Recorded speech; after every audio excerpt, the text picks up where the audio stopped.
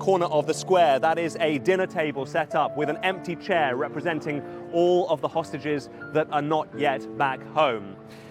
Now, let us pick up on some of what the deal recommends and lays out. We can speak to Juliette Touma, who is Communications Director for UNRWA. That is the United Nations mission for Palestinian refugees that is operating and essential in Gaza. Juliette Touma, very good to speak to you. Thanks for sparing the time this morning here on BBC News.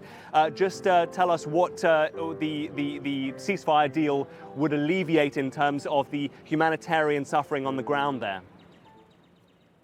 Thanks for having me, Mark, and good to speak to you too. Look, I mean, there is quite a lot of anticipation, to say the least, for what will happen should this deal come into effect on Sunday noontime in Gaza. And I think everyone is absolutely exhausted in Gaza, so it will bring a bit of respite. What we're also hoping that this will bring is a massive boost of humanitarian supplies and commercial supplies to help the private sector stand back on its feet.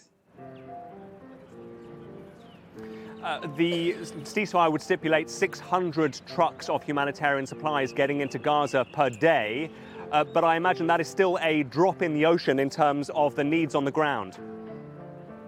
Our understanding is that this figure refers to a combination of commercial supplies for the private sector, for the shops, for the markets, humanitarian supplies, indeed, and also fuel, diesel, and gas. So it's a combination of very basic supplies. Having said that, Mark, for background, before the war, Gaza depended on a supply line of 500 trucks every day that used to come via Israel. So there's no reason why we count back to that level of aid and other basic commercial supplies.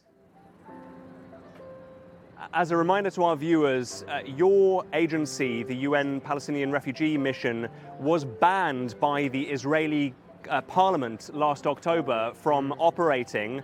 A long-running dispute between the two, the Israeli government accusing some employees of UNRWA of taking part in the 7th of October attacks. What will you even be able to operate? Will you be able to be part of the equation in post-conflict Gaza if the Israeli government is banning all contact with you and banning your operations? So to implement such a huge and massive delivery of humanitarian aid, the world is going to indeed need UNRWA, which is the largest humanitarian organization in Gaza right now. You're right, there's been this ban that was introduced by the Israeli parliament that should come into effect by, we think, the 30th of January. So the clock is ticking. And so here's a chance that part of this ceasefire agreement that there will be a reversal of a sort of that ban, and that UNRWA will be able to continue to play its role and provide much needed humanitarian assistance to people in need.